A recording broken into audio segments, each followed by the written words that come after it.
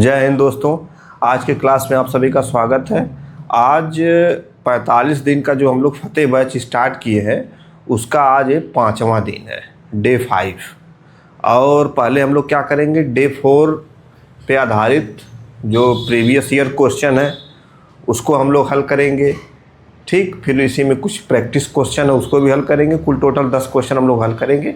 फिर डे 5 का टॉपिक हम लोग स्टार्ट करेंगे। तो आइए बिना समय लिए स्टार्ट ही करते हैं। ठीक है, जैसे देखिए डे 4 पर आधारित यूपी टेट में आए हुए पिछले वर्षों के महत्वपूर्ण प्रश्न। पहला है, दशमलव संख्या 25 को द्विआधारी संख्या में बदलिए। दशमलव संख्या 25 को द्विआधारी संख्या में बदलिए। दशमलव संख्या मतलब डेसिमल नंबर, द्विआधारी संख्या मतलब बाइनरी नंबर। तो डेसिमल से बाइनरी में कन्वर्ट करना है। किसको? 25 को। तो कन्वर्ट करिए। आइए, मैं बताया था आपको कि यदि कोई संख्या है और कितना है, 25 है, तो 25 को आपको कन्वर्ट करना है दो वाले में, बाइनरी में। इसमें 2 ही नंबर होते हैं, इसमें 10 होते हैं। ठीक, तो कैसे कन्वर्ट करेंगे?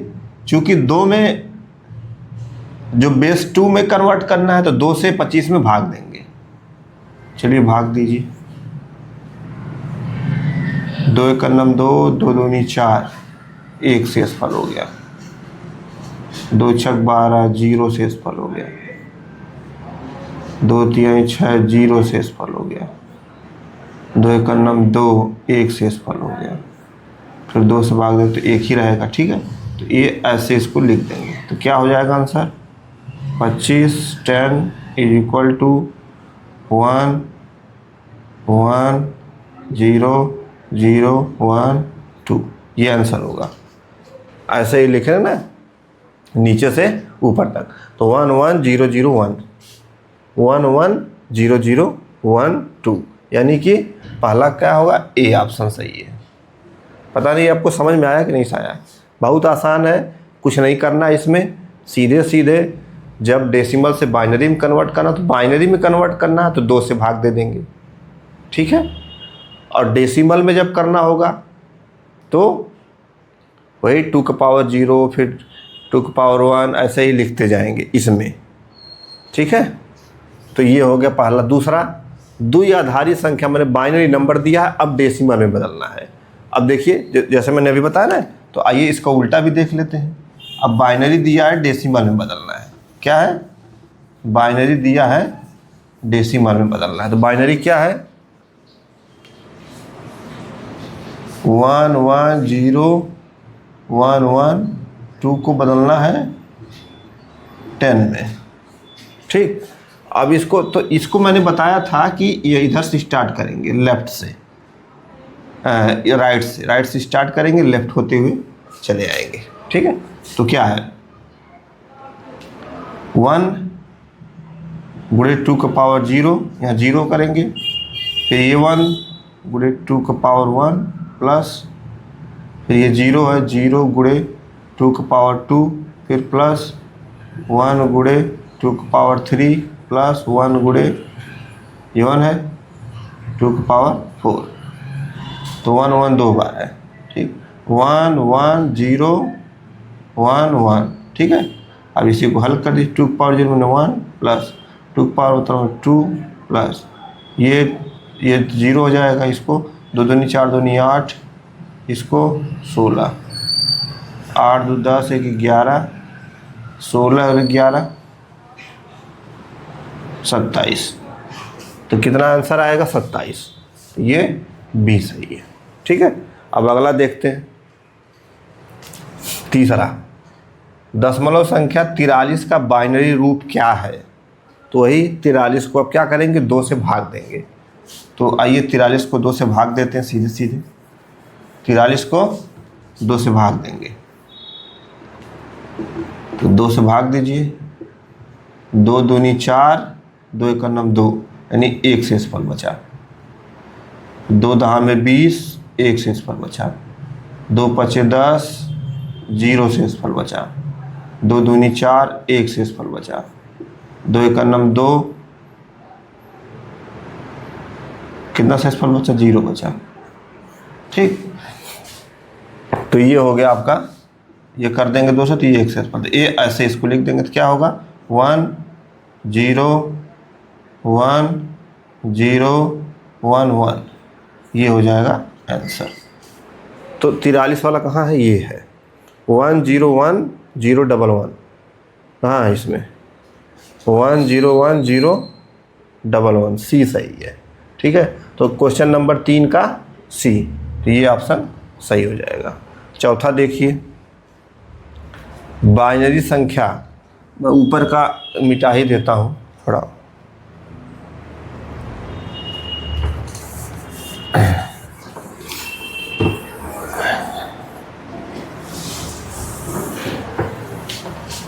चलिए क्वेश्चन नंबर 4 नंबर क्या है, चौथा 1 0 0 1 0 1,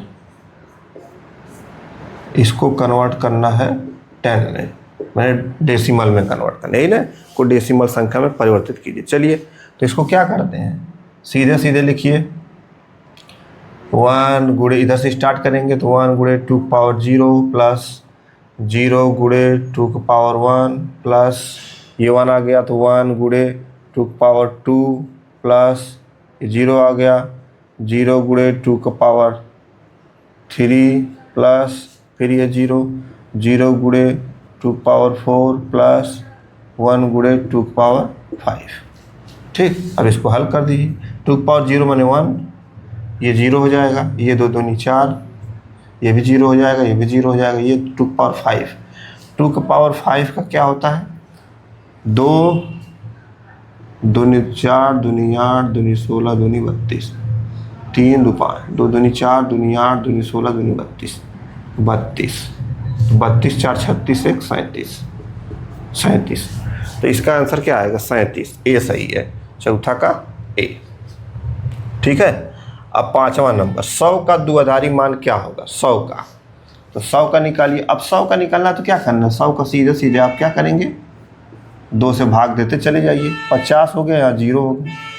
ठीक, फिर 2 से देंगे तो 25 हो गया, यहाँ 0 हो गया, ये 0 क्या शेषफल है, फिर 2 से भाग देंगे, 2 दूनी 4, 1 आ गया शेषफल, फिर 2 6 12 हो गया, शेषफल 0, 2 3 6 0, 2 एक नम 2 1। ठीक, तो ये इसे लिख देंगे इसको, तो क्या है 1 1 0 0 1 0 0, ये आ गया आंसर 1 1 0 0, 1 1 0 0 कहाँ है, 1 1 0 0 फिर 1 0 0, यही सही है, 5वां का ए। ठीक, अब 6वां नंबर, पता नहीं आपके समझ में आ रहा है कि नहीं आ रहा होगा तो क्वेश्चन आप कमेंट करके पूछिएगा ज़रूर, थोड़ा सा भी इसमें नहीं होना है कि नहीं सर नहीं पूछा मैंने या कुछ और, नहीं पूछ देना तुरंत। 6वां, 5 नंबर हो गया, अब 6वां 101.1 2 इज इक्वल टू, इसको लाना है 10 में, यही ना, 101.12 को दशमलव मान, इसका दशमलव मान क्या होगा, दशमलव मान पूछ रहा है। ठीक, तो इसमें देखिए, अब इसमें 2 चीज़ें हैं, एक तो है दशमलव, दूसरा है दशमलव, एक तो दशमलव की दाहिनी ओर, एक दशमलव की बाईं ओर। तो पहले दशमलव के एक तरफ वाला 101 को देख लेते हैं, फिर इस दशमलव 1 को देख लेते हैं, प्लस दशमलव 1 को देख लेते हैं।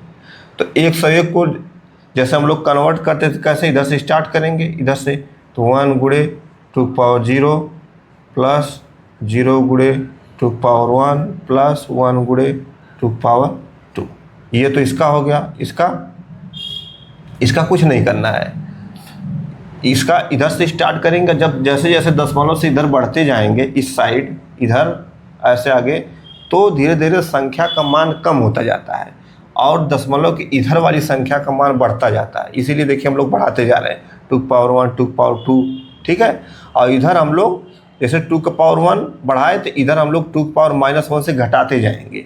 तो इसका मतलब क्या है कि 1 गुणे 2 का पावर -1।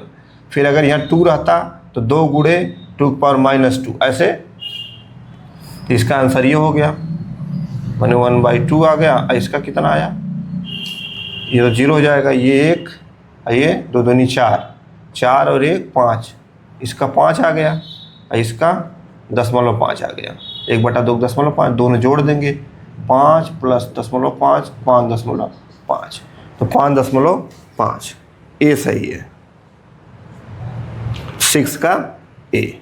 पता नहीं आपको समझ में आ कि नहीं। अच्छा, यहाँ पे अगर जैसे 101.25 रहता तो 101 का तो जैसे आप निकालते हैं ऐसे करके इधर निकालिए, 0.25 का आपको जब निकालना हो तो कुछ नहीं करना है, यहाँ से स्टार्ट करेंगे। तो 2 गुणे 2 का पावर पहले -1 फिर प्लस 2, अब 2 नहीं रहेगा 5 रहेगा ना, 5 गुणे 2 का पावर -2, ऐसे ही बढ़ता जाएगा, -1 -2 जैसे जैसे दशमलव के आगे अंक बढ़ते जाएंगे वैसे वैसे ये भी -1 -2 -3 उधर।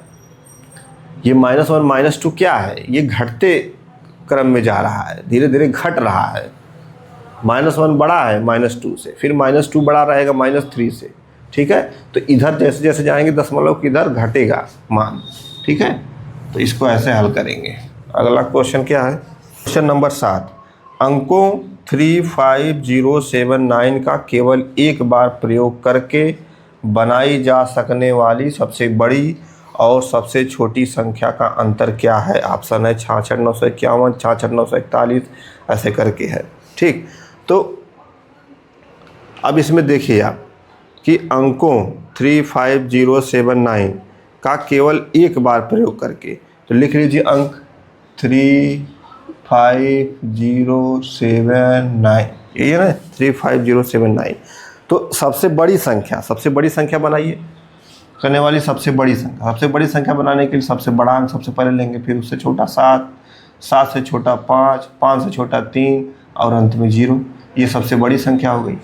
सबसे छोटी संख्या बनाने के लिए क्या करेंगे, 0 सबसे पहले ले लेंगे, नहीं गलत हो जाएगा, 0 नहीं लेंगे, क्योंकि 0 जब ले लेंगे तो 0 सबसे पहले यदि ले लेंगे आप तो फिर 0 की वैल्यू ही ख़त्म हो जाएगी, यानी कि 0 आप ले ही नहीं रहे हैं, ठीक है। तो 0 पहले नहीं लेंगे, तो सबसे पहले क्या लेंगे, 3 लेंगे, फिर 0 लेंगे, 30579, बस यही घटा देंगे इसमें से, 30579 1 हो गया, यहाँ 2 बच गया तो 12, 12 में 7 जा 5, 7 5 12 हो गया, 14 हो गया, 14 में 5 या 9, 6 6 66,951।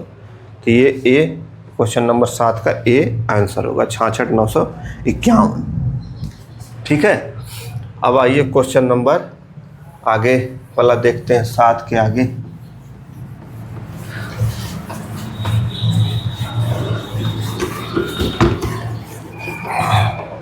चलिए क्वेश्चन नंबर 7 हो गया। 8 क्या है, 8 है कि 4 अंकों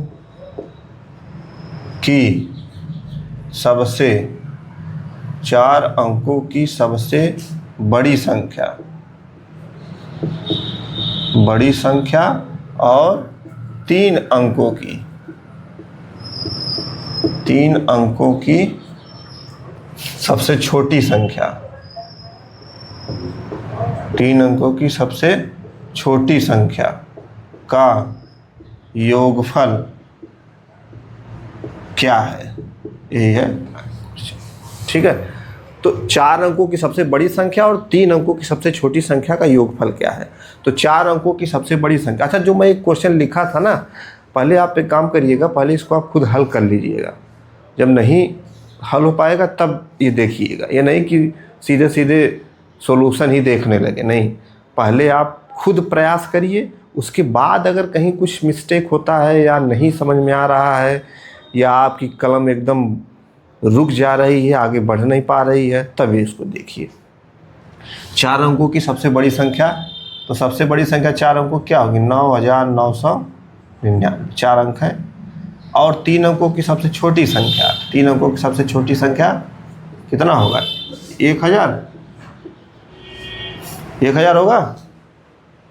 3 अंकों की सबसे छोटी संख्या 100 हो गया। 3 अंक हो गया ना, तो 3 अंकों की सबसे छोटी संख्या 100। बस दोनों का योगफल निकालना, तो 100 जोड़ दो इसे, 9 क्या कुछ करना थोड़ी है। 9 9 9 1 10 9 1 10 10099, यही होगा आपका आंसर। ठीक है, अगला क्वेश्चन देखते हैं। अगला क्वेश्चन है कि 1 से 100 तक, 1 से 100 तक की गिनती में, 1 से 100 तक की गिनती में, 1 से 100 तक की गिनती में,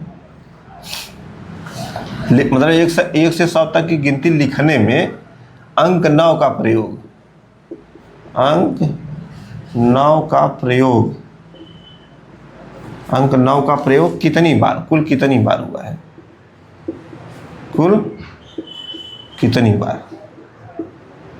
1 से 100 तक की गिनती लिखने में अंक 9 का प्रयोग कुल कितनी बार हुआ, यही है क्वेश्चन। 1 से 100 तक की गिनती लिखने में अंक 9 का प्रयोग कुल कितनी बार? तो मैं आपको पीछे के क्लास में बता चुका हूं कि 1 से लेकर 99 तक में अंक 1 2 3 4 5 6 7 8 9 इन सभी का प्रयोग 20 बार हुआ है। ठीक, इन सभी का प्रयोग कितना हुआ? 20 बार, 1 से लेकर 99 तक। अंक 9 पूछ रहा है तो आंसर क्या हो जाएगा? 20 बार हो जाएगा। कैसे?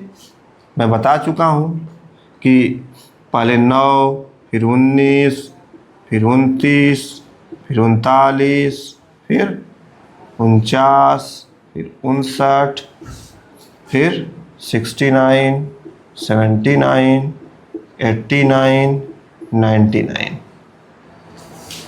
हो गया। और यहाँ पे 90, 91, 92, 93, 94, 95, 96, 97, 98, 99 लिखा हूँ मैं। चलिए 99 भी फिर से लिख देता हूँ।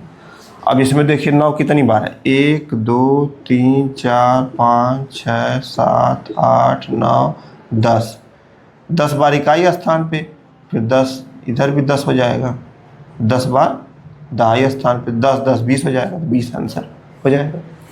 ये 99 इसमें भी लिखा मैंने, इसमें भी लिखा, इसलिए लिखा कि इसमें 99 में इकाई स्थान वाला 9 हम लोग ले रहे हैं, इस 99 में हम लोग दहाई स्थान वाला 9 ले रहे हैं।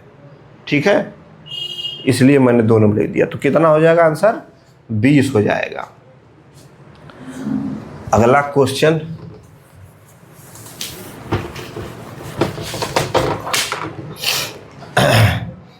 प्रथम 50 प्राकृतिक संख्याओं, प्रथम 50 प्राकृतिक संख्याओं मतलब नेचुरल नंबर इंग्लिश में, और या तो प्रथम 50 प्राकृतिक संख्याओं को लिखने में कुल कितने अंकों की आवश्यकता होगी, यही है क्वेश्चन। प्रथम 50 प्राकृतिक संख्याओं को लिखने में कुल कितने अंकों की आवश्यकता होगी? प्रथम 50, तो प्रथम 50 मतलब 1 से 50, यही ना। तो 1 से 50, 1 2 3 4 5 6 7 8 9 10, अगर 1 से लेकर 9 तक हम लिखेंगे तो सब में एक एक अंक है। 9 संख्या है और एक एक अंक है। अरे भाई 1 2 3 4 ऐसे लिखेंगे, 1 2 3 4 5 6 7 8 9, तो सब में एक एक अंक है, तो 1 लिख दिया। कितनी संख्या है? 9 है, तो 9 गुणे 1 यानी कि 9 हो गया। ठीक, लेकिन 10 से लेके 50 तक में देखेंगे 2 अंक है, 10 11 12 ऐसे देखिए, 1 2 1 2 1 2 सब में 2 अंक है, तो 2 तो लिख देंगे, 2 से गुणा कर देंगे। अब देखेंगे कि 10 से 50 तक कितनी संख्याएं हैं। 1 से 9 तक तो 9 संख्याएं थी, 10 से 50 तक कितनी संख्याएं हैं? तो मैं आपको बताया था कि 50 में से 10 घटा देंगे और 1 जोड़ देंगे। 50 माइनस 10 40, 40 एक 41, तो 2 एक 9 2, 2 चौको 8, 82 9 91। तो कुल कितना आंसर होगा? 91। तो प्रथम 50 प्राकृतिक संख्याओं को लिखने में 91 अंकों का आवश्यकता होगी। ठीक है, तो ये हो गए कुल 10 क्वेश्चन। अब आइए हम लोग अपना जो है डे 5 का जो हम लोगों को मेन कंसेप्ट पढ़ना है उसको हम लोग अब स्टार्ट करते हैं। तो आज की थ्योरी में योग सूत्र भिन्न और आवर्ती दशमलव, भिन्नों का आरोही अवरोही क्रम, ये तमाम चीज़ें हम लोग आज, बडमास रूल, ये सारी चीज़ें आज हम लोग पढ़ेंगे। तो आइए स्टार्ट करते हैं। योग सूत्र मतलब इंग्लिश में इसको कहते हैं सम फार्मूला, और इसमें कई फार्मूले हैं। इस फार्मूले को आपको क्या करना है? क्वेश्चन प्रैक्टिस कर करके इस फार्मूले को आपको दिमाग में एकदम रखना है, भूलना नहीं है। इस फार्मूले को, ये फार्मूला आया कैसे, इसकी तो विधियां हैं, लेकिन इतना अपने पास समय नहीं है हम आपके पास कि अब इस फार्मूले का मैं डेरिवेशन करूं, बताऊं कि यह फार्मूला आया कैसे। तो आप एक काम करिए, इस फार्मूले को खूब जितने प्रैक्टिस करेंगे क्वेश्चन का, ये फार्मूला ऑटोमेटिक आपको धीरे धीरे मन में बैठता जाएगा, याद होता जाएगा। क्वेश्चन प्रैक्टिस करेंगे तब, ऐसे रटेंगे तो नहीं याद होगा। ठीक है, तो मैं फार्मूला बताता हूँ, इसको आप नोट करिएगा। योग सूत्र, प्रथम n प्राकृतिक संख्याओं का योग, ये लिखा है प्रथम n। प्राकृतिक संख्या तो आप जान ही रहे हैं कि प्राकृतिक संख्या क्या होती है, नेचुरल नंबर, गिनती वाली संख्याएं, 1 2 3 4 5 6 ... इनफाइनाइट। ठीक, तो प्रथम n ये बड़ा महत्वपूर्ण है। प्रथम n का मतलब होता है कि प्राकृतिक संख्या के बीच से नहीं, एक से ही हमेशा स्टार्ट होगा। ये योग जो है, ये योग का जो ये फार्मूला है, यह फार्मूला कहाँ से लागू होगा? प्राकृतिक संख्या जहाँ से स्टार्ट होती है। कहाँ से स्टार्ट होती है? 1 से। तो अगर बीच में कह रहा है कि प्राकृतिक संख्या 15 से लेकर 95 तक का योग ज्ञात कीजिए, तो ये फार्मूला लागू नहीं होगा। डायरेक्ट आप 15 से 95 पे लागू नहीं कर सकते। 1 से कहेगा कि 1 से लेकर 95 तक का योग बताइए, तो सीधे सीधे लागू हो जाएगा। तो यही है प्रथम n का मतलब, एकदम शुरुआत से, प्रारंभ से। ठीक, तो प्राकृतिक संख्या की जो शुरुआत होती है वो 1 से होती है, इसीलिए यह फार्मूला हमेशा 1 से लागू होगा। इस चीज़ को दिमाग में रखना है। ठीक, n क्या है? नंबर ऑफ टर्म्स, पदों की संख्या। पदों की संख्या का मतलब क्या है? देखिए, पदों की संख्या मतलब क्या, जैसे 1 धन 2 धन 3 धन 4 कहेगा। अगर ये आपसे बोल रहा है कि प्राकृतिक संख्या 1 से लेकर 4 तक का योग ज्ञात कीजिए, तो यहाँ पे n क्या हो जाएगा? जितने संख्या हैं, जितने नंबर हैं, उन्हीं को गिन लीजिए। तो 1 2 3 4 4 है, यानी n बराबर 4। अगर यहाँ पे ऐसे रहता कि 5 6 7 8 ये रहता, तो आप ऐसे गिन लीजिए 1 2 3 4। अगर 9 रहता तो 1 2 3 4 5, तो n बराबर क्या हो जाता? 5। पदों की संख्या मतलब कितने पद जोड़े जा रहे हैं, वो संख्या है n। ठीक है, और इस फार्मूले को लागू आप कैसे करेंगे कि प्राकृतिक संख्या जहाँ से शुरुआत हो रही 1 से, ये फार्मूला उसी पे लागू होगा। अगर 2 से आप बोल दिया कि 2 से लेके 1000 तक की प्राकृतिक संख्याओं का योग ज्ञात कीजिए, तो ये फार्मूला लागू नहीं होगा। तब आपको क्या करना पड़ेगा? 1 से लेके 1000 तक का योग ज्ञात कर लेंगे, फिर 1 घटा लेंगे तो निकल जाएगा। ये जब मैं बताऊंगा क्वेश्चन तो आपको क्लियर हो जाएगा। तो कुछ क्लियर हुआ आपको?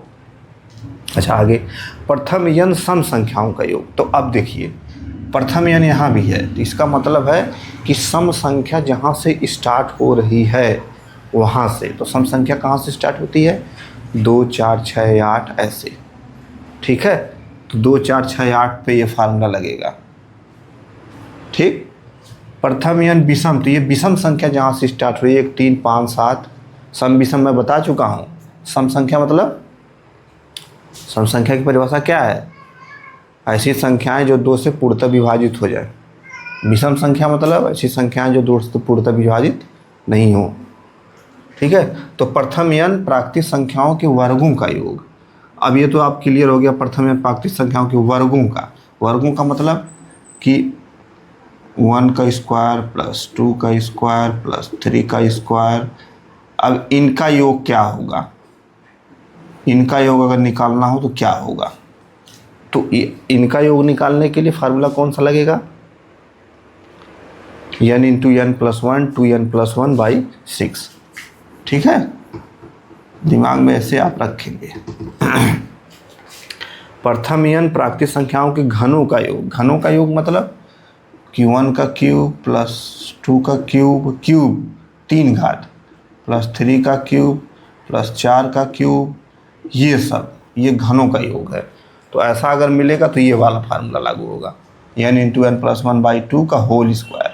ठीक है, घनों का मतलब है कि घाते 3 रहेंगी, वर्ग का मतलब है कि घाते 2 रहेगी।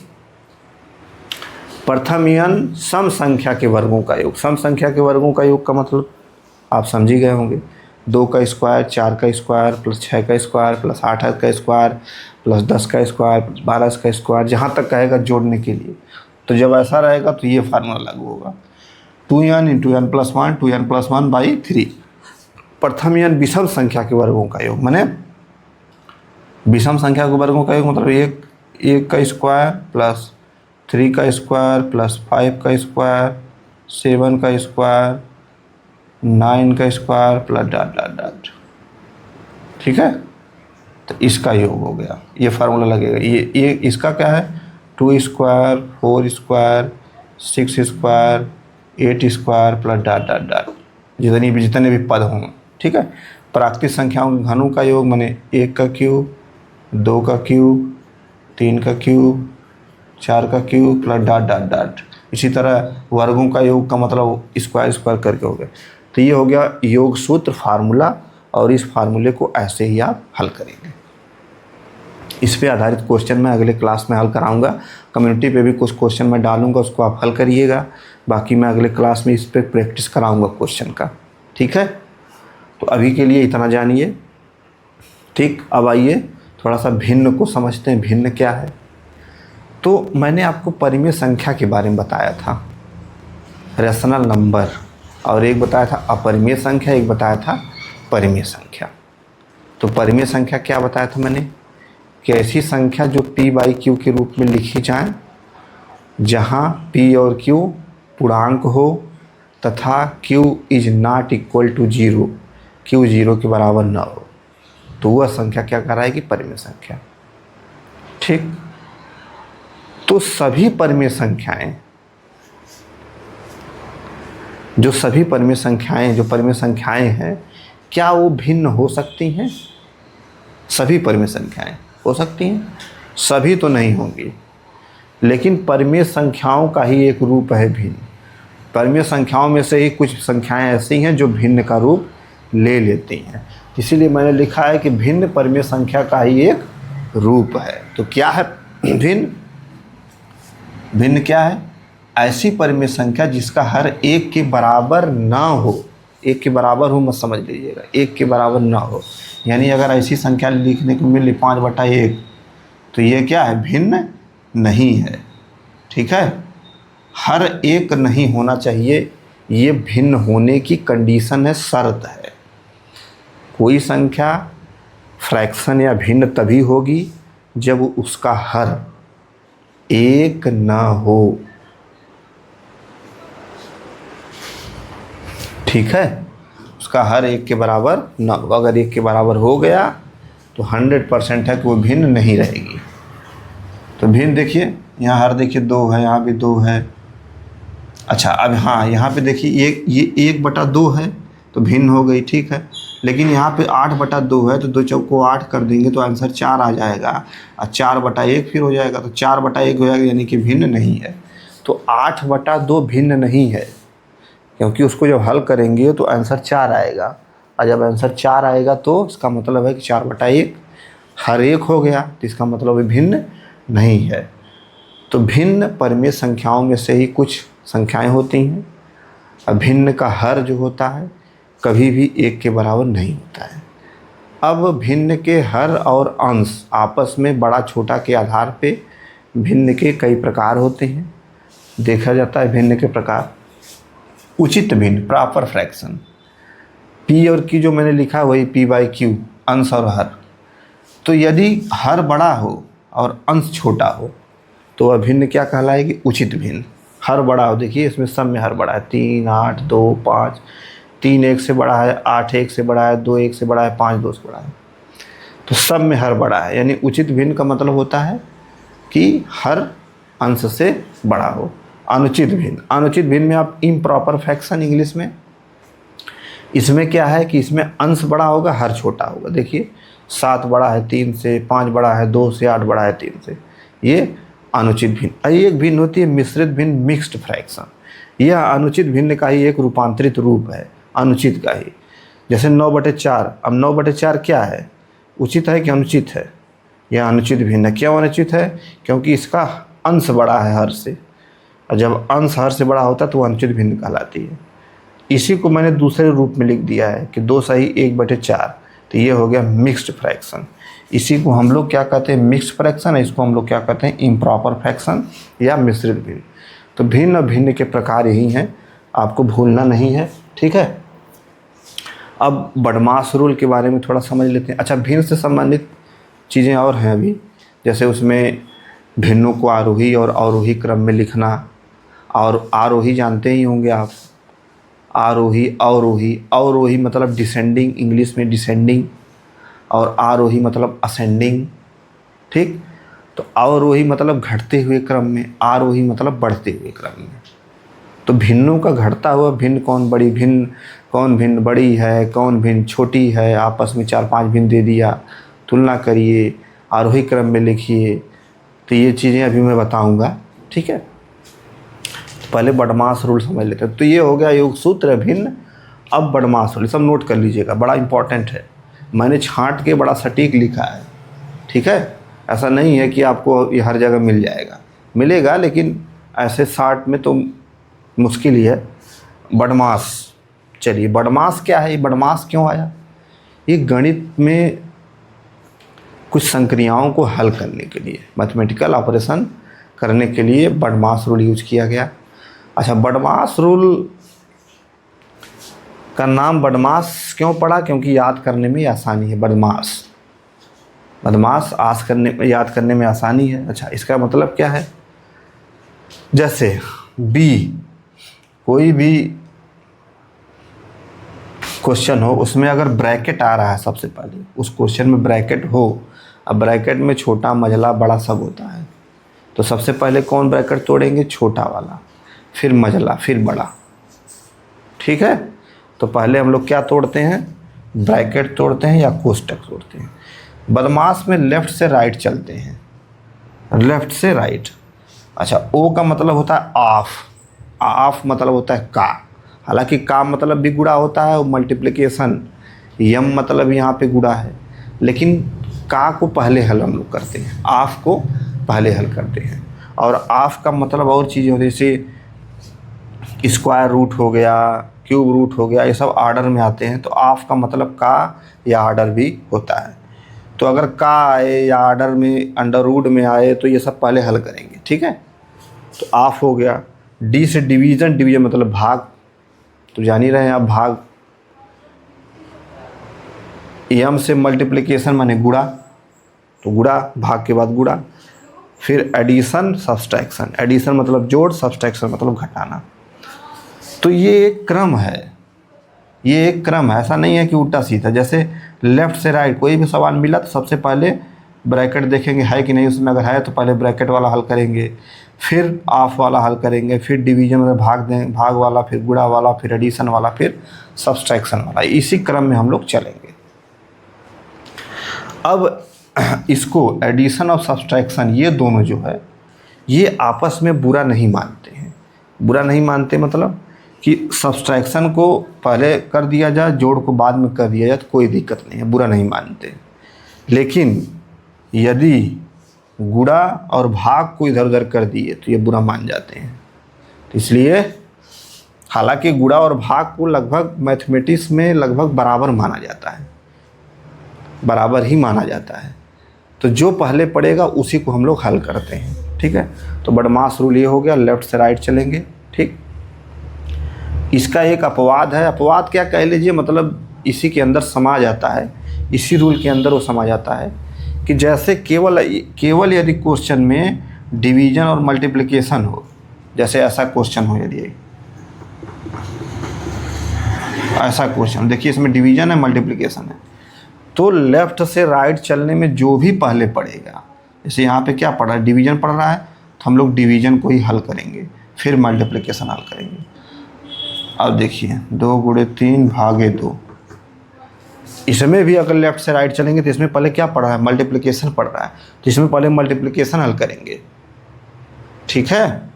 क्योंकि गुणा और भाग लगभग मैथमेटिक्स में बराबर ही माने जाते हैं, तो जो पहले आता है उसी को हम लोग रौंद देते हैं, हल कर देते हैं। तो इसमें तो थोड़ा सा कभी कभी देखेंगे, जैसे इस देखिए 2/3 है, तो ठीक है, ये तो लेफ्ट से राइट चलेंगे तो डिवीजन मल्टीप्लिकेशन, डिवीजन पहले आता है, मल्टीप्लिकेशन तो डिवीजन पहले हम कहते ठीक है। लेकिन ये दूसरे क्वेश्चन में देखिए, यहाँ पे पहले हम मल्टीप्लिकेशन हल करेंगे और जो कि मल्टीप्लिकेशन बाद में आ रहा है, ठीक है। तो इसीलिए मैं कह रहा हूँ कि अगर क्वेश्चन में केवल डिवीजन और मल्टीप्लिकेशन हो, उसके अलावा ये ब्रैकेट, आप, एडिशन, सब्ट्रैक्शन कुछ ना हो, तो ऐसे चलेंगे आप, इस बात को दिमाग में रखना। केवल अगर ये हो तब, नहीं तो बदमाश पे चलेंगे, ठीक है। तो इसको समझिएगा। इस पर कुछ क्वेश्चन मैं हल करा दूंगा आपको, चलिए इस पर कुछ क्वेश्चन हल करा देते हैं, इसको नोट कर लीजिएगा आप लोग। मैं क्वेश्चन आपको हल करा देता हूँ, 1-2 क्वेश्चन हल करिए, अभी देखिए क्लियर हो जाएगा। देखिए क्वेश्चन हल कर, एक मैं देता हूँ क्वेश्चन, 30 - 26 - चलिए ले लीजिए मझला कोष्ठक ले लीजिए, 15 प्लस ले लीजिए, छोटा कोष्ठक ले लीजिए, 12/3 ले लीजिए, बंद कर दीजिए, ठीक है। फिर मझला बंद कर दीजिए, फिर बड़ा बंद कर दीजिए, इसको हल करना है, क्या होगा इसका आंसर। अब इसमें देखिए, इसमें सब मैं ले लिया हूँ, छोटा, मझला, बड़ा, कोष्ठक सब। तो अब बदमाश रूल फॉलो करना है, क्योंकि हल होगा बदमाश से। तो बदमाश यहाँ लिख लीजिए, BODMAS। तो ब्रैकेट, तो सबसे पहले ब्रैकेट में छोटा ब्रैकेट, छोटा वाला ये है, इसको हल करेंगे। चलिए हल करिए, 30 - 26 - मझला कोष्ठक 15 प्लस, अब 12/3, 3 चौक को 12, 4 आ गया, ये बंद, ठीक है। मझला हो गया, अभी ब्रैकेट ही चल रहा है, क्योंकि सभी ब्रैकेट हैं। तो अब पहले छोटा हो गया, अब मझला, 30 - 26 माइनस मझला को 15 4 19 बंद। अब बड़ा हो गया, तो चलिए बड़ा वाले को हल कर दीजिए, 30 - 26 में से 19 जाए 7, और 30 में से 7 जाए 23, यानी आंसर 23 आएगा, ठीक है। तो ऐसे ही बदमाश रूल को मैं इस पे क्वेश्चन दूंगा आपको, तो आप उसको हल करिएगा, ठीक है। अब आइए 2 अंकों की संख्या और 3 अंकों की संख्या संबंधित हल करते हैं। तो 2 अंकों की संख्या, 2 अंकों की संख्या, ये क्या है? 2 अंकों की संख्या, ये क्या मैंने लिख दिया, इस पे क्वेश्चन आते हैं, क्या है ये देखिए। 2 अंकों की संख्या, जैसे मान लीजिए 55, मान लीजिए 55। अब इसमें देखिए कि एक इकाई अंक है, एक दहाई अंक है, 2 है अंक, एक इकाई के स्थान पे, एक दहाई के स्थान पे है। तो मान लीजिए कि 2 अंकों की संख्या है, उसका माना 2 अंकों की जो संख्या है, माना इकाई अंक x है और दहाई अंक y है। माना एक संख्या है जिसका इकाई अंक x है, दहाई अंक y है, तो संख्या क्या होगी? संख्या क्या होगी? माना इकाई अंक x है, दहाई अंक y है, तो क्या होगी संख्या? इकाई अंक x यानी x प्लस दहाई अंक y यानी 10y। ये कैसे हो गया? x प्लस 10y क्यों हो गया? अरे भाई, इकाई अंक के लिए कोई भी संख्या हो, जैसे 55 मैंने लिखा था, तो 55 को आप कैसे ले, 55 हटा दीजिए, आप लीजिए काम करिए 56 ले लीजिए। चलिए 56 को हम कैसे लिख सकते हैं? 6 गुणे 1 धन 5 गुणे 10 लिख सकते हैं। अरे भाई, स्थानीय मान आप जान रहे हैं ना कि इकाई के स्थान पे जो रहेगा उसमें 1 से गुणा होगा, दहाई के स्थान पे जो रहेगा उसमें 10 से गुणा होगा।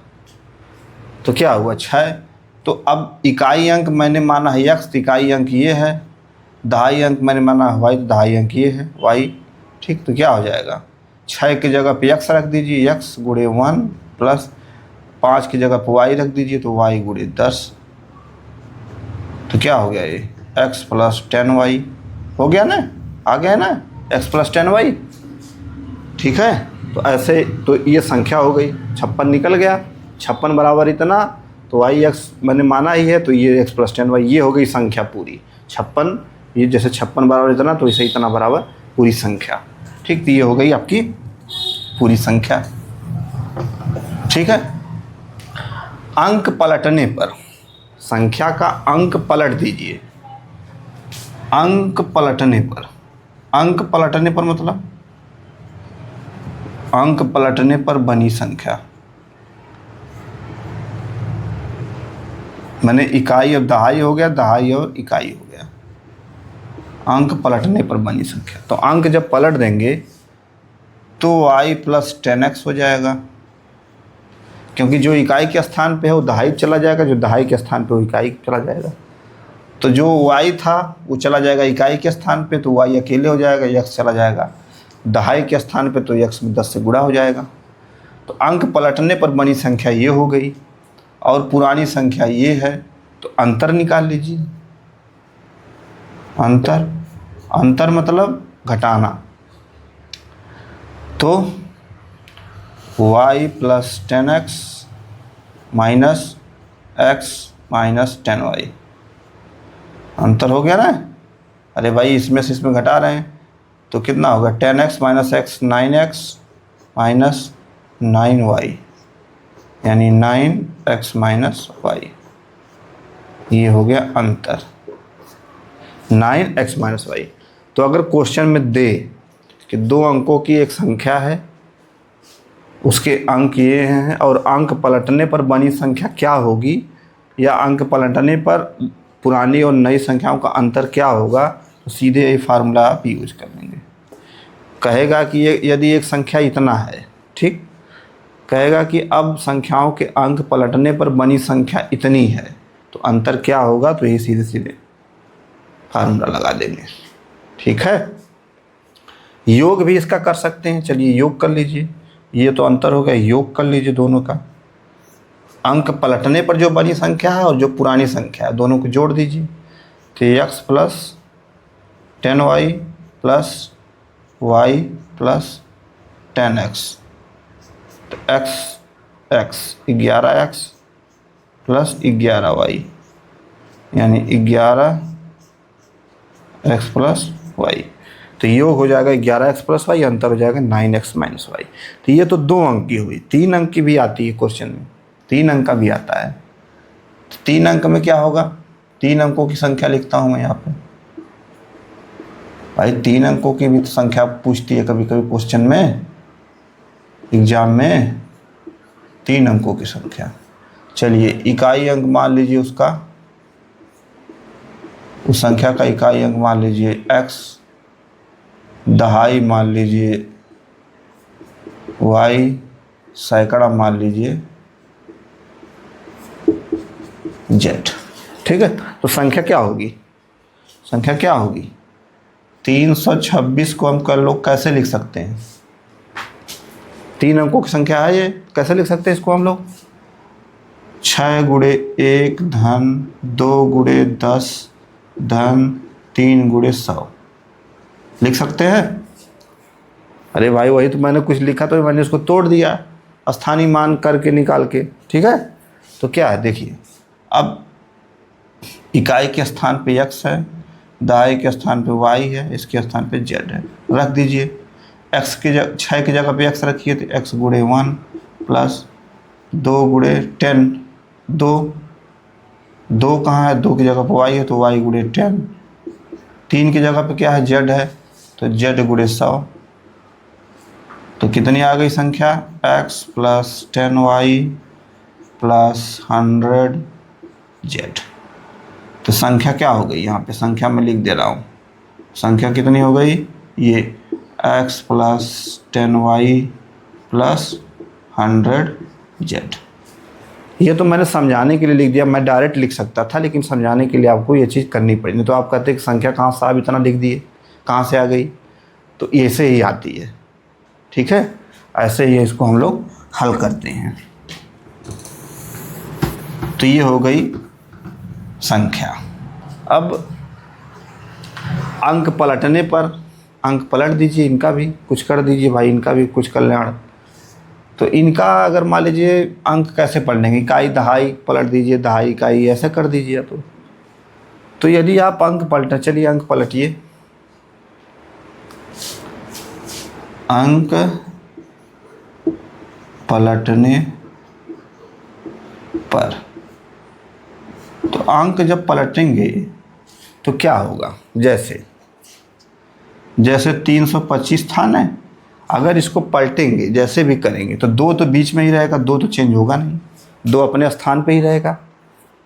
2 कहाँ जाएगा बताइए आप, 325 को चाहे ऐसे कर दीजिए चाहे ऐसे कर दीजिए, जैसे भी कर दीजिए 2 अपने स्थान पे रहेगा, यानी दहाई के स्थान पे जो है वो ऐसे रहेगा। इकाई वाला सैकड़े पे चले जाएगा, सैकड़े वाला इकाई पे चला जाएगा। ठीक है, तो चलिए पलटिए, इकाई वाला सैकड़े पे जाएगा तो ये इकाई वाला है तो चला जाएगा इधर, कितना हो जाएगा, 10y तो रहेगा ही, सैकड़ा की जगह पे 100x हो जाएगा। ठीक, ये प्लस z हो जाएगा। समझ में आई बात, कैसे हुआ ये? अरे भाई 3 और 5 इधर उधर होगा ना, तो 5 जो इकाई के स्थान पे सैकड़े चला जाएगा, तो इकाई के स्थान पे x था तो x सैकड़े चला जाएगा तो 100x हो जाएगा, z अकेले हो जाएगा। ठीक है, तो ये हो गई अंक पलटने पर बनी संख्या। 3 अंकों की संख्या को जब आप पलटेंगे तो बीच वाला तो पलटेगा नहीं, केवल इकाई का स्थान बदलेगा और सैकड़े का स्थान बदलेगा, तो वो मैंने बदल दिया। अब इनका अंतर निकाल लीजिए, इसका और इसका दोनों का। चलिए हाल घटाइए,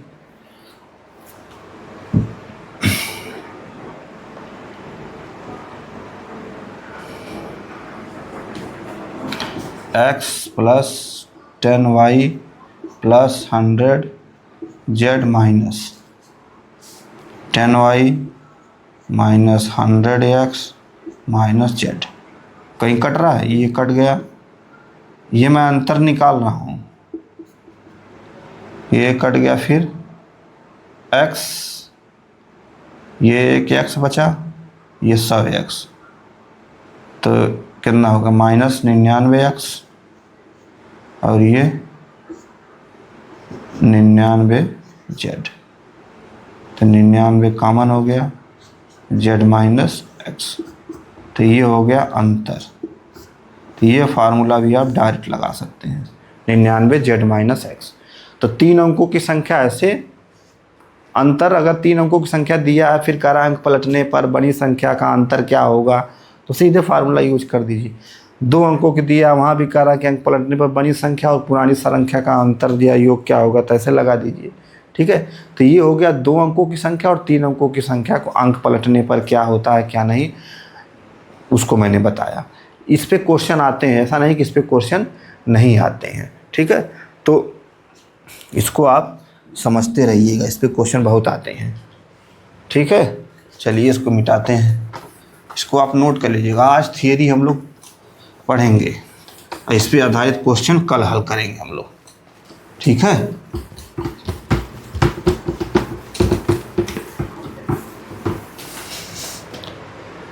अब एक छोटा सा और टॉपिक है, उसको भी हम लोग पढ़ लेते हैं। जैसे 2 अंकों की संख्या का वर्ग, जैसे 25 का वर्ग है, इसको निकालना है। 2 अंकों की संख्या का वर्ग निकालना है, 60 कट, गुणा ना करना पड़े आपको। जैसे 25 गुणे 25 करेंगे तो गुणा करेंगे 5 5 25, फिर ऐसे करेंगे समय लगेगा, ठीक। या 98 गुणे 98 आ जाए, 98 को होल स्क्वायर तो कैसे निकालेंगे? शॉर्टकट फार्मूला मैं आपको बता दे रहा हूँ।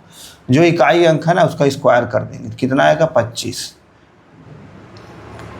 इकाई अंक का स्क्वायर करेंगे तो कितना आएगा? 25। तो 25 का जो इकाई अंक है वो लिख देंगे 5, हासिल बच जाएगा 2, ठीक। अब क्या करेंगे?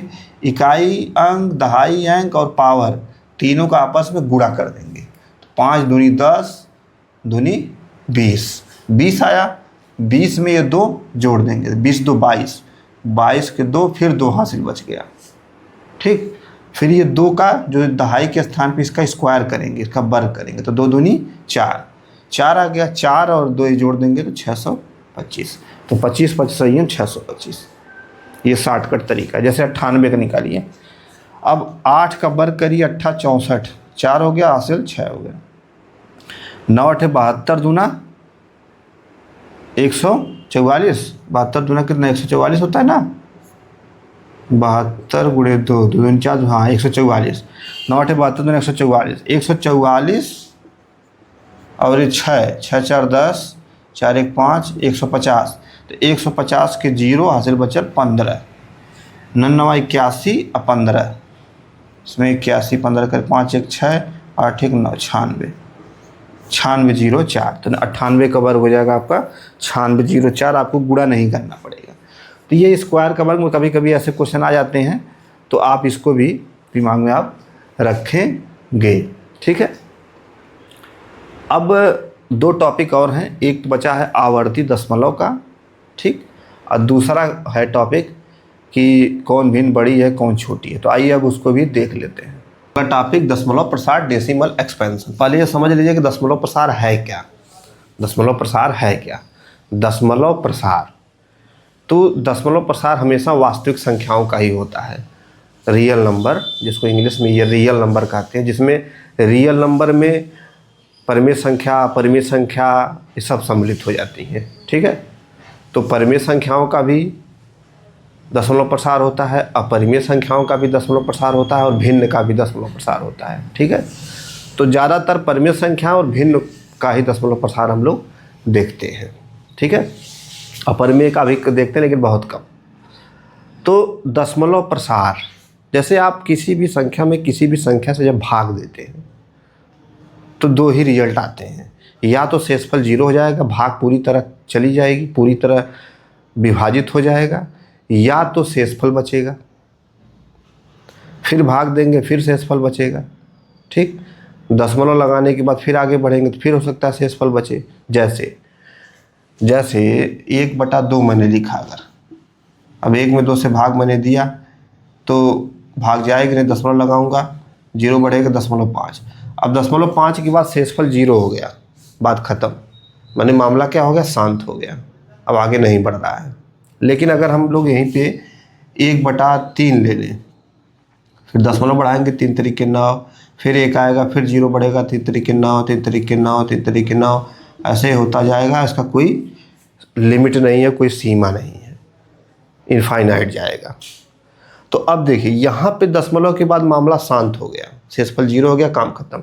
यहाँ पे शेषफल 0 नहीं हो रहा है, यहाँ पे बार बार शेषफल आ रहा है और रिजल्ट जो है बार बार रिपीट कर जा रहा है। 0.3 देखिए ना, 3 1 में, जब 1 में आप 3 से भाग देंगे, दशमलव बढ़ाएंगे 0 बढ़ेगा, 3 तरीके 9, फिर 1 आ जाएगा, फिर 0 बढ़ाएंगे, फिर 1 आ जाएगा, फिर 0 बढ़ाएंगे, फिर 1 आ जाएगा, तो ऐसे बढ़ता जाएगा।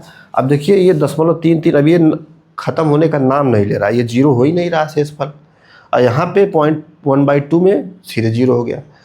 तो भाग में 2 ही कंडीशन होती है, या तो शेषफल 0 हो जाएगा या तो शेषफल 0 नहीं होगा, ठीक। तो जो 0 हो जाएगा, जो शांत हो जाएगा, जो कट वट के बाद ख़त्म हो जाएगी, वो शांत दशमलव हो जाता है। वो भिन्न जो है शांत दशमलव हो जाती है, वो परिमेय संख्या शांत दशमलव हो जाती है, वो अपरिमेय संख्या शांत। ये भिन्न है, अपरिमेय संख्या भी है, तो ये शांत दशमलव में चली गई क्योंकि मामला शांत हो गया।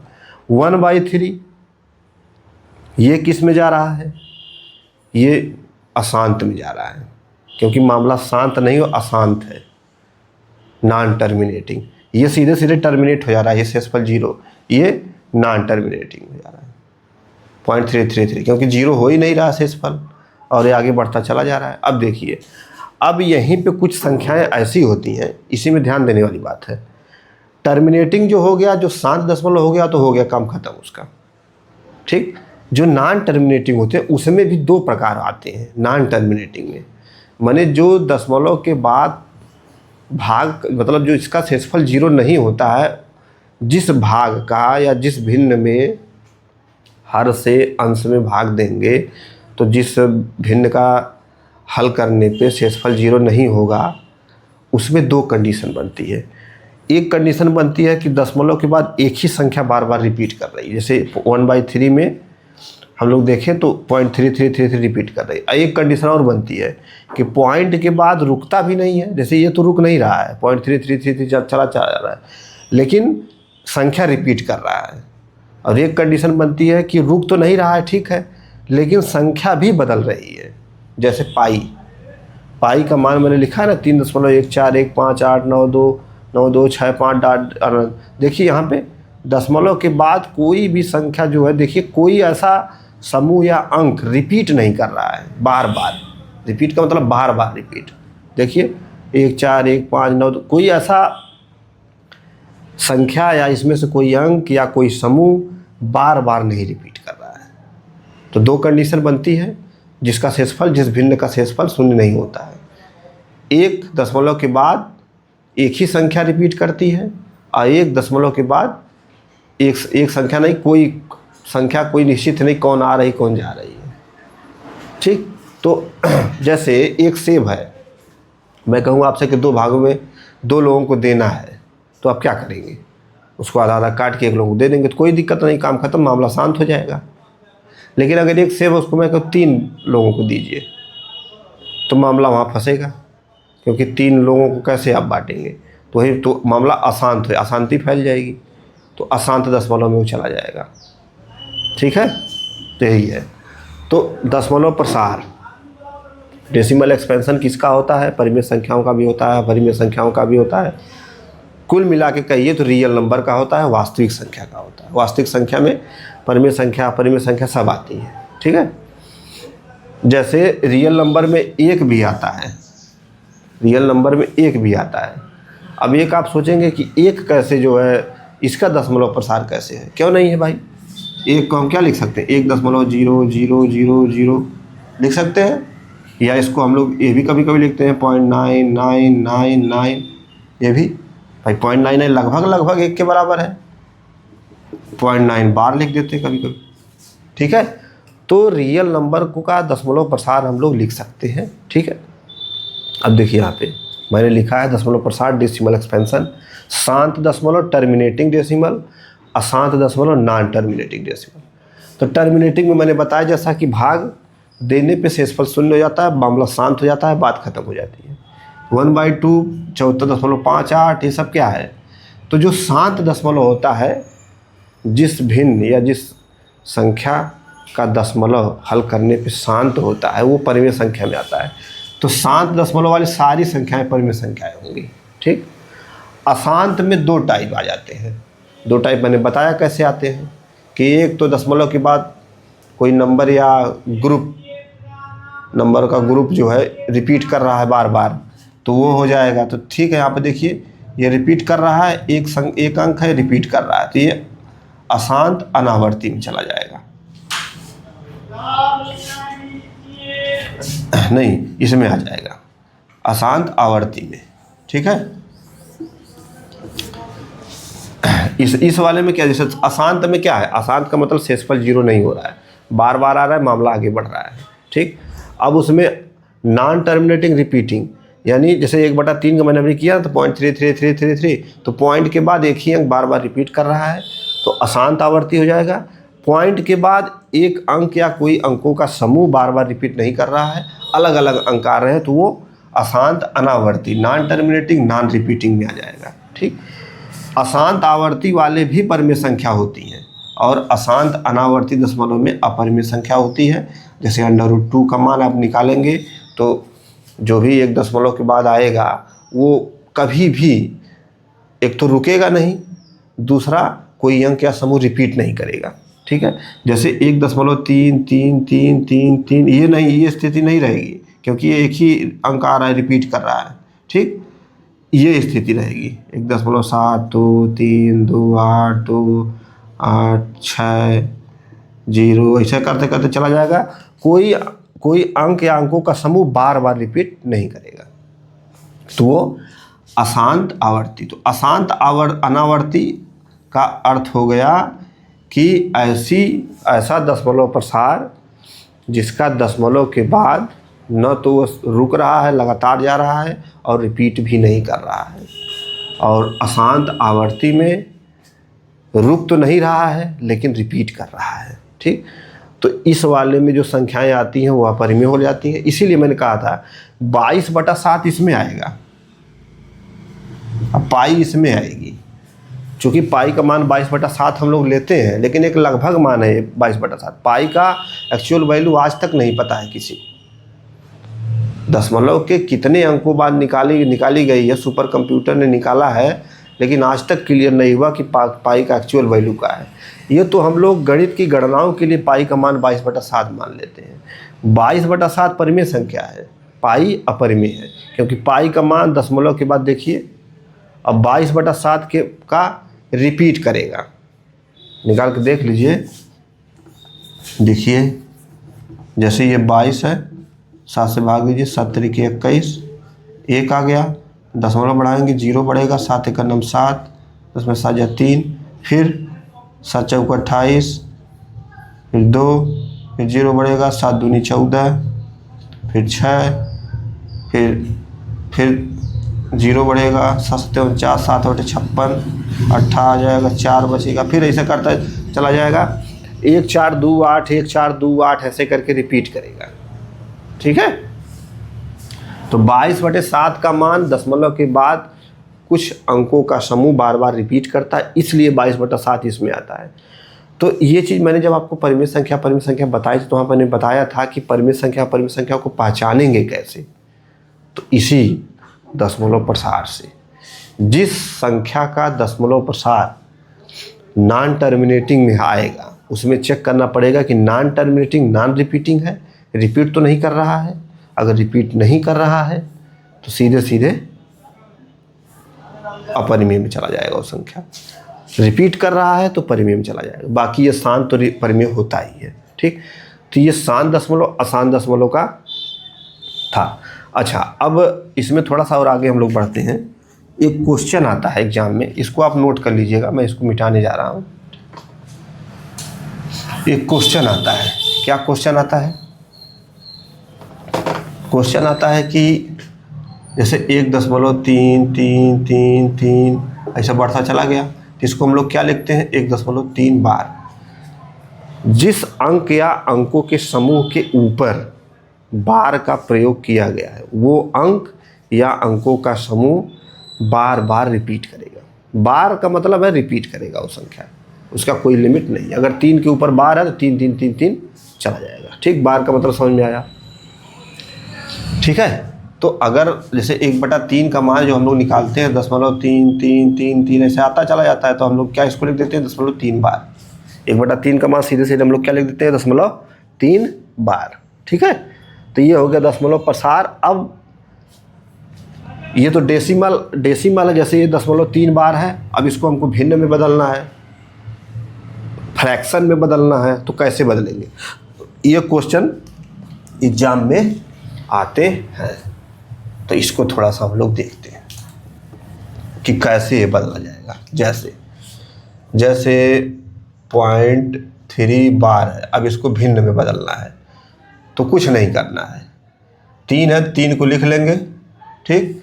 दशमलव के बाद जितने अंकों पे बार है, दशमलव के बाद जितने अंकों पे बार है, गौर से मेरी भाषा को सुनिएगा। दशमलव के बाद जितने अंकों पे बार है उतने 9 यहाँ नीचे लिख देंगे। दशमलव के बाद केवल एक अंक पे बार है तो यह 3/9 होगा, बस 3 त्रिके 9, 1/3 आ गया। अब ये डेसिमल है, ये भिन्न है, डेसिमल से भिन्न में हम लोग कन्वर्ट कर दिए। दूसरा उदाहरण लेते हैं, 0.74 लेते हैं, ठीक है। अब इसमें देखिए दशमलव के बाद कितने अंक है, पहले तो संख्या लिख लेंगे 74। दशमलव के बाद कितने अंक है, 2 है। अब दोनों अंकों पे बार है, तो 2 अंकों पे बार है तो 2 9 हो जाएगा नीचे, बस 74/99 आंसर हो जाएगा। ठीक, फिर इसके बाद 0.625 ये है। अगर 3 अंकों पे बार है तो कुछ नहीं लिखेंगे, 625/999। 3 9 क्यों, क्योंकि दशमलव के बाद 3 अंक हैं और इन तीनों अंकों पे बार है। ठीक है, तो ये हो गया। फिर आगे बढ़ते हैं, 7.725 ये है। चलिए अब यहाँ पे ध्यान देने वाली बात है, दशमलव के बाद सभी पे बार नहीं है, सभी पे बार नहीं है तो क्या करेंगे, 725 तो लिखेंगे। ठीक, दशमलव के बाद जिस पे बार नहीं है उस संख्या को पूरी में से घटा देंगे, तो घट गया। भागे नीचे कितना लिखेंगे, चूँकि मैंने बताया था कि जिस संख्या के ऊपर जितने अंकों के ऊपर बार है उतने 9, तो 2 पे है तो 99, और जो बच गया जिसके ऊपर बार नहीं है उतने 0। नहीं समझ में आई बात। दूसरा उदाहरण लेते हैं, 0.23 ये है मान लीजिए। चलिए अब इसको भिन्न में कन्वर्ट करना है, भिन्न में बदलना है, तो क्या करेंगे, सबसे पहले पूरी संख्या लिख लेंगे हम, 2371। अब 2371 में से क्या घटाना है, जिस पे बार नहीं है, तो -237, फिर बटे कर देंगे। अब जितने अंकों पे बार है उतने 9 नीचे लिखेंगे, तो एक ही अंक पे बार है तो 1 9 हो गया। बचे अंकों पे बार नहीं है, वो कितने अंक है, 1 2 3 है, 3 0, इसके आगे बढ़ा देंगे, ये हो गया। अब इसको हल कर लीजिए जो भी आए। ठीक, एक उदाहरण और लेते हैं, इसको नोट कर लीजिएगा आप, ये आता है क्वेश्चन, जैसे 2.36 ये हो गया प्लस 3.89 ये हो गया। अब इनको कह रहा है जोड़िए, बताइए क्या होगा, इनको कह रहा है जोड़िए। चलिए भाई जोड़ लीजिए। तो इसको ऐसे डायरेक्ट मत जोड़ दीजिएगा कि 2.36 है 3.89 है, तो क्या करिए सीधे से 9 6 15 8 3 11 है, 1 12 3 2 5 1 6 6 2 5 1 12 हो गया। ये गलत हो जाएगा, ये गलत हो जाएगा, चूँकि इसको किस में कन्वर्ट करना है, इसको जोड़ना है। तो क्या करेंगे, 2 प्लस पॉइंट, अच्छा इसको भिन्न में बदलना है ना, इस संख्या को भिन्न में बदलना है, इसको हल करके भिन्न में बदलना है। तो इसको क्या लिख सकते हैं, 2.36 बार लिख सकते हैं, प्लस 3 प्लस 0.89 बार लिख सकते हैं अलग अलग तोड़ के।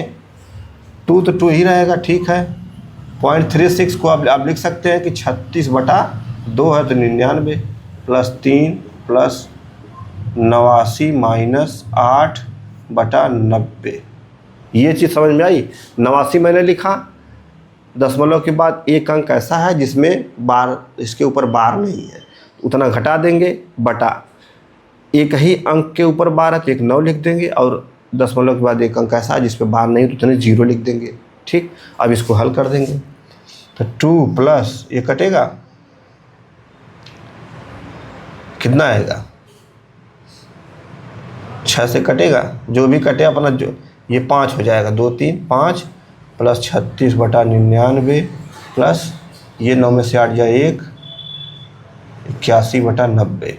इसको हल कर लीजिएगा आप अपना, बस। तो ये हो गया दशमलव प्रसाद। ऐसे भी आ सकते हैं आपके 8.25 दोनों पे बार है, प्लस 1.36 यहाँ पे भी दोनों पे बार है। तो कुछ नहीं, इसको कहेगा कि भिन्न में बताइए, इसका मान है कितना होगा, तो वही काम करना है, दशमलव अलग अलग कर देंगे। अब इसको लिख लेंगे, ये हो जाएगा 25/99, ये हो जाएगा 36/99, बाकी 1 तो है ही, यहाँ 8 है ही, इसको हल कर देंगे बस। बात समझ में आई कि मैं क्या कर रहा हूँ। 0.36 मैंने बताया ना कि ये जो 36 है, जैसे यदि केवल यदि केवल बार है, संख्या उसके आगे नहीं है, जैसे 0.8 बार है, अब इसको बदलना है भिन्न में, तो क्या करेंगे? मैंने आपको बताया 8 लिख ही लेंगे, उसके बटा 9 कर देंगे। क्यों 9 करेंगे? दशमलव के बाद कितने अंक है जिस पे बार है? एक ही अंक है, तो उतने 9 नीचे लिख देंगे। लेकिन अगर यही रहता 0.08 बार, तब क्या करते आप? तब फिर 8 लिखते आप, -0 करते, बटा ये 0 है ना, बटा एक तो 9 लिख लेते, एक 0 है तो 90 कर देते, तो 8/90 हो जाता। बात समझ में आ रही है? तो ऐसे ही आप इसको दशमलव प्रसार को आप हल करेंगे। अब एक छोटा सा टॉपिक और है, भिन्नों को आरोही। अब मैं क्वेश्चन दूंगा, इस पर घबराइएगा मत। आप √2 का मान जानते भी होंगे, पढ़े होंगे। √2 का मान दशमलव के बाद न तो रुकता है न तो रिपीट होता है, इसलिए ये किस में चला गया है? नॉन टर्मिनेटिंग नॉन रिपीटिंग में। भिन्नों को आरोही व अवरोही क्रम में लिखना, तो ठीक है, 2 विधियाँ 3 विधियाँ मान लीजिए है। एक तो भाग विधि, एक तो जैसे मैंने भिन्न लिखा है तो सीधे सीधे भाग दे दीजिए, 5 में 18 दे दीजिए, 7 में 13 दे दीजिए, जो आएगा मान उसमें देख लीजिए कौन बड़ा है कौन छोटा है, हो गया। लेकिन भाग देने के लिए आप क्या करेंगे? सबसे पहले में जैसे दशमलव तो लगाएंगे ही, अरे भाई 5 में 18 से भाग देंगे, इस 5 में 18 से भाग देंगे तो यहाँ दशमलव लगाएंगे, 0 बढ़ेगा, तो 18 3 54, 18 दूनी 36, जो भी आएगा, ठीक। तो 0 बढ़ रहा है ना, तो इससे अच्छा क्या, 10 से सभी में गुणा कर दीजिए, सभी के अंश में। 50/18, 70/13, 80/15, 50/12, 70/8, 90/16, 40/7, 60/17, बस। 18 3 54, 18 दूनी 36.2 हो गया, ठीक है। 13 चौको 52, 13 पचे 65, तो 0.5 हो गया। ये 15 छक्का 90, 15 छक्का 90 हो गया, 15 पचे 75, 0.5 हो गया। तो इस पर 2 अंक 0.5 हो गया, तब इसमें 2 अंक आगे पीछे करेंगे तब क्लियर होगा ये। तो 15 पचे 75, इसका भी 2 अंक तक, दशमलव के 2 अंकों तक निकालना पड़ेगा। ऐसे ही भाग देके आप निकाल सकते हैं, फिर देखेंगे जो आंसर आएगा उसमें जो बड़ा छोटा होगा उसको आप आरोही अवरोही में लिख सकते हैं, ठीक। दूसरा एक होता है तरीका कि हर को समान कर दीजिए या अंश को समान कर दीजिए। अगर हर को समान कर देंगे तो जिस भिन्न का हर बड़ा होगा वह भिन्न छोटी होगी। भाई 1/2 है और 1/8 है, अब इसमें कौन बड़ा है कौन छोटा है?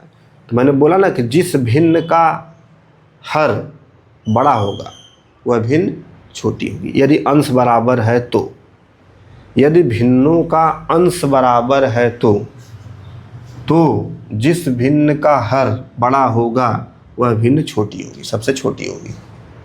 लेकिन यही बात अगर इस ऐसे रहे 5/17, 8/17, ये रहे, यहाँ तो अंश बराबर था, अब यहाँ हर बराबर हो गया, तो इसमें क्या होगा कि यदि भिन्नों का हर बराबर है तो जिस भिन्न का अंश बड़ा होगा वह भिन्न सबसे बड़ी होगी। ये है फार्मूला। तो ऐसे भिन्न के हर को समान करने पे, अब इस वाले में हम लोग हर को समान किया जाए कि अंश को समान किया जाए?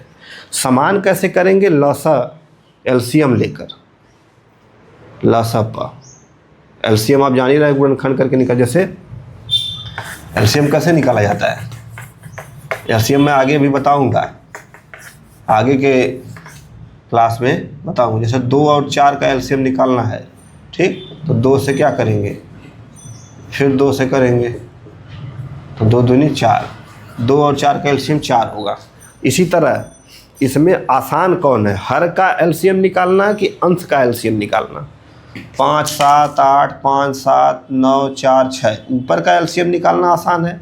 जैसे 5 7 8 5 7 9 4 6, इसका एलसीएम निकालना आसान है कि नीचे का 18 13 15 12, इसका नीचे वाली संख्या बड़ी है तो इसका एलसीएम निकालना थोड़ा कठिन है, तो अंश का निकाल लीजिए।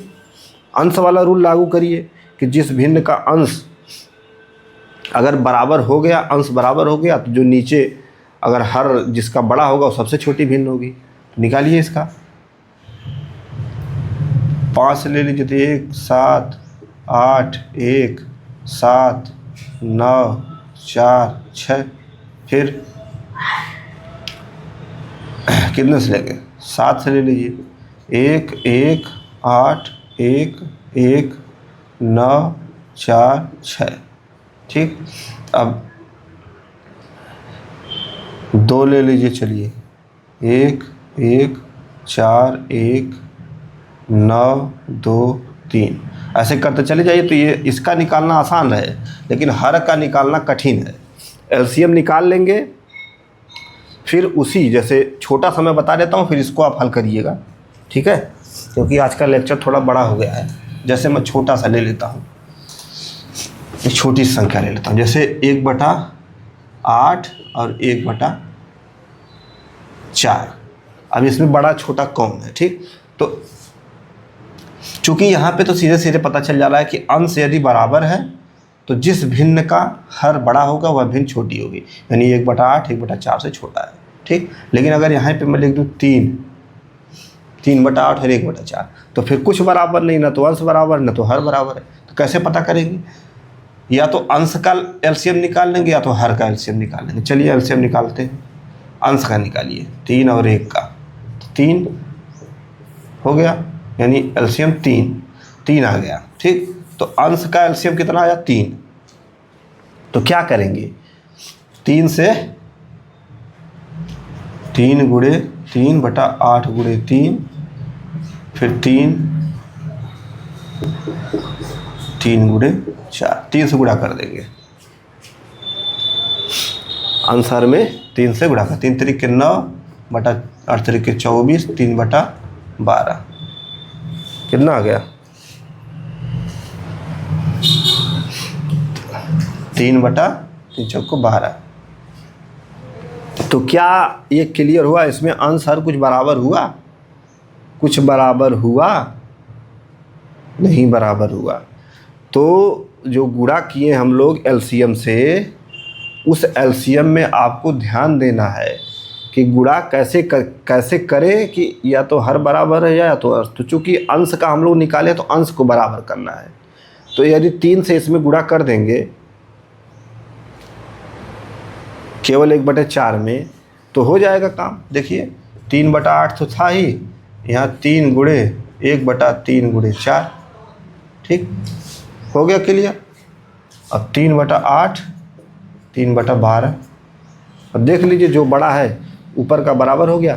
तो आपको ये चीज़ ध्यान देने की, एलसीएम से किस में गुणा करेंगे किस में नहीं करेंगे, अंश को बराबर करना है तो अपने हिसाब से उसको सेट करना पड़ेगा।